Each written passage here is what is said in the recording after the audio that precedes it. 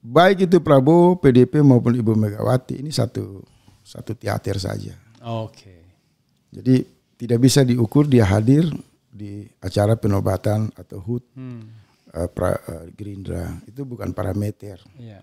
Karena orang bisa berhalangan, bisa menciptakan banyak halangan. Tapi sebenarnya mereka tersambung dalam pembagian peran kekuasaan itu. Jadi ini sudah ada pembagian kekuasaan. PDIP mengendali DPR, eksekutif dikendalikan oleh Prabowo.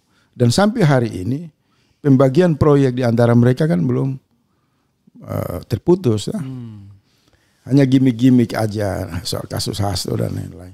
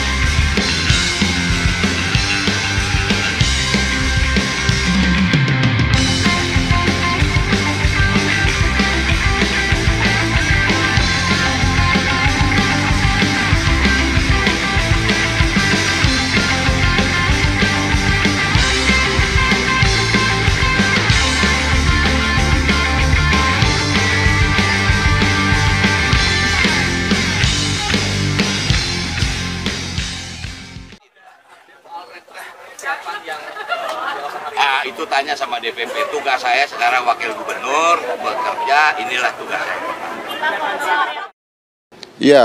Ya, tadi Mas Pramono Anung bersama-sama dengan kami, beliau menyampaikan pesan dari Ibu Megawati, Ketua Umum PDI Perjuangan, bahwa semua kader tetap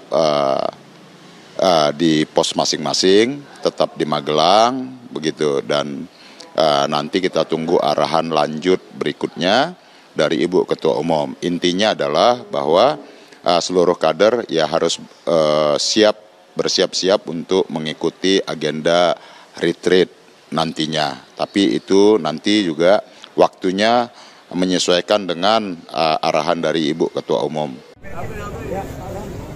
Rekan-rekan sekalian, saya Gubernur Jakarta bersama dengan Pak Wali Kota Jogja dan juga ada 17 lainnya yang bersama-sama dengan kami. Hari ini kita memulai retreat. Kenapa baru hari ini? Tentunya saya tidak perlu menjelaskan apa-apa, tetapi apapun saya tetap berkomunikasi dengan Ibu Megawati dan juga DPP partai, apa yang kemudian menjadi keputusan bersama, tentunya dengan berbagai pertimbangan, dengan mempertimbangkan sesungguh-sungguhnya apa yang menjadi arahan untuk melakukan penundaan. Dan secara khusus saya juga ingin mengucapkan terima kasih atas kesabaran semuanya, terutama kepada Bapak Menteri Dalam Negeri, Pak Wakil Menteri, dan semuanya yang setelah 4 hari lebih ini kita baru mengikuti retreat ini. Saya sendiri sebagai Gubernur Jakarta, saya juga sudah menitipkan tugas kepada Bambul untuk tetap gaspol, pasukan biru, pasukan oranye, pasukan hijau, pasukan kuning, mereka untuk mempersiapkan, karena bagaimanapun itulah yang diharapkan oleh masyarakat, terutama saya pribadi, oleh rakyat di Jakarta. Jadi itu yang ingin kami sampaikan. Saya titip salam buat Bambul. Pak, berarti suratnya dicabut, Pak, surat Bu Mega yang penundaan itu sudah resmi dicabut atau seperti apa? Surat itu kewenangan sepenuhnya Ibu Mega dan DPP. Artinya kemudian Bu Mega mengizinkannya kapan dan formatnya apa? Nanti silakan diatur sendiri. Tapi kami komunikasi dengan seluruh DPP yang ada. Ya. Mas Pram, berarti 11 kepala daerah itu siapa aja, Mas Pram? Selain Mas Pram? Ya, yang mungkin belum, hanya tinggal 1 provinsi tambah 1 orang. Tapi yang lain mana yang belum? dan nanti datanya di Pak Bima Arya. Ada 1 provinsi yang karena arahan dari Pak Menteri Dalam Negeri maupun Pak Wamen boleh mengusulkan sekdanya mereka mengusulkan sekdanya. Pak Kostas itu sudah masuk Pak? Kenapa? Pak Kostas. Ya nanti dilihat.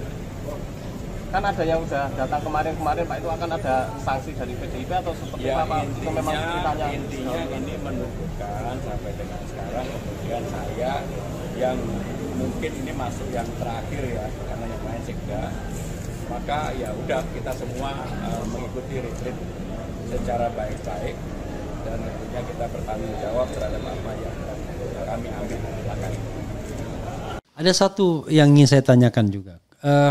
Semua partai politik hadir yang besar ya, tapi partai politik pemenang pemilu ketua umumnya tidak hadir.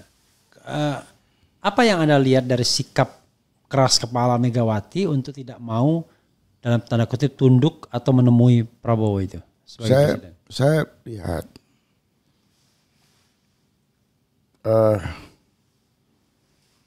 agak susah untuk saya karena ini sudah masuk di fakta yang saya harus bicara padanya, Pak. Okay. Saya khawatir jangan sampai dianggap saya punya kebencian buat PDIP. Menurut saya baik itu Prabowo, PDIP maupun Ibu Megawati ini satu teater saja. Oke. Jadi tidak bisa diukur dia hadir di acara penobatan atau HUT Gerindra itu bukan parameter. Yeah. Karena orang bisa berhalangan, bisa menciptakan banyak halangan. Tapi sebenarnya mereka tersambung dalam pembagian peran kekuasaan itu. Okay. Supaya jangan rakyat ini kemarahannya tidak masuk ke saluran partai-partai yang ada, maka mungkin sejak awal disiapkan Nasdem dan PDIP untuk menampung. Jadi kalau nanti ada gelombang kekecewaan, mereka akan giring ke PDIP dan Nasdem. Yang pada puncaknya juga nanti Megawati Prabowo ketemu lagi, secara simbolik muncul lagi, bersatu lagi, dan orang-orang akan kecewa. Jadi ini sudah ada pembagian kekuasaan. PDIP mengendali DPR, eksekutif dikendalikan oleh Prabowo. Dan sampai hari ini pembagian proyek di antara mereka kan belum terputus. Hanya gimmick-gimmick aja soal kasus Hasto dan lain-lain. Oke, satu terakhir ya. Sebelum Anda wrap up dan kemudian closing statement ya. Bagaimana dengan Nasdem yang di awal pemerintahan itu menolak untuk mengirimkan para menterinya. Mungkin karena tidak signifikan atau tidak mendapatkan yang mereka inginkan itu soal lain. Tapi kemudian tidak bersikap oposisi terhadap pemerintahan Prabowo, bahkan sebaliknya sangat mendukung sekali. Gimana penjelasannya? Ya, Prabowo dan Surya Paloh itu kan sudah umum dikenal sebagai orang yang sangat dekat. Kalau saya ambil sederhana aja, mungkin Pak Surya sudah tahu kelakuan Pak Prabowo. Dia yang masih dalam jabatan yang tidak terlalu besar, karena keinginan ambisi politiknya itu dia bisa bertindak di luar kewajaran. Apalagi dia sudah mengambil kekuasaan yang lebih besar, maka peluang untuk kekuasaan Prabowo menjadi diktator, menjadi semena-mena, menjadi otoriter, itu sudah dibaca sejak awal oleh Nasdem.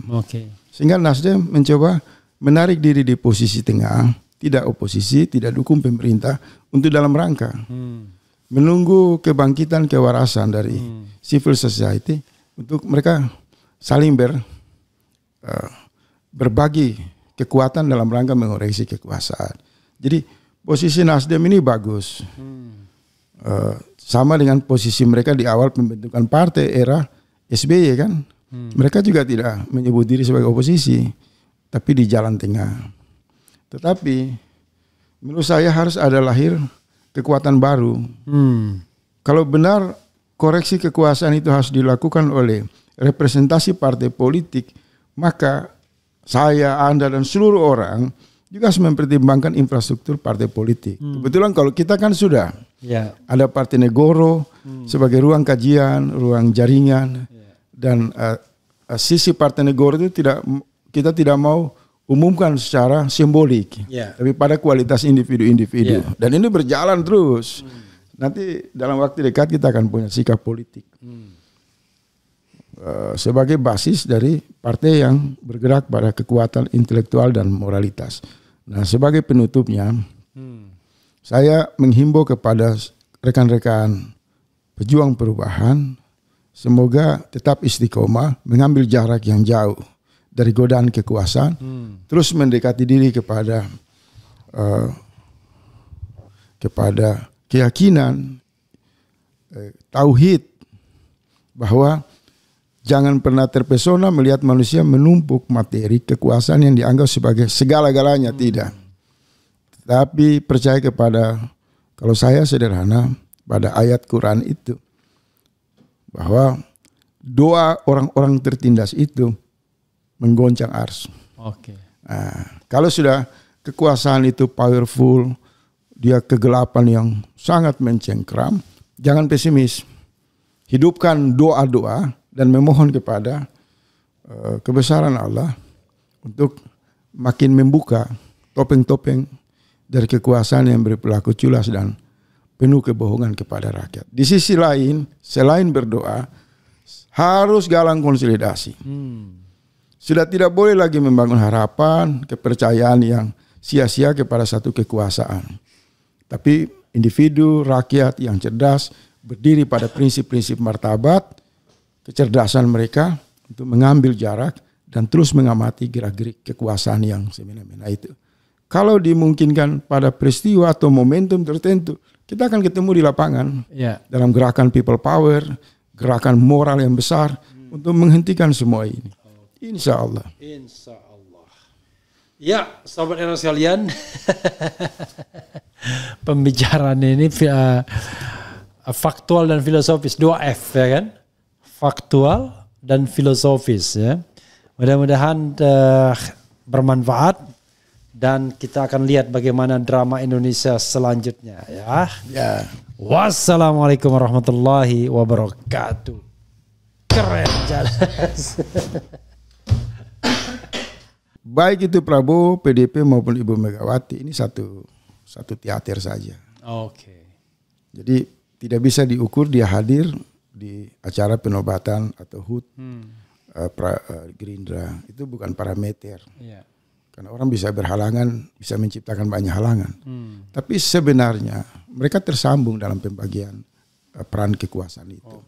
Jadi ini sudah ada pembagian kekuasaan. PDIP mengendali DPR, eksekutif dikendalikan oleh Prabowo. Dan sampai hari ini pembagian proyek di antara mereka kan belum terputus. Hanya gimmick-gimmick aja soal kasus Hasto dan lain-lain.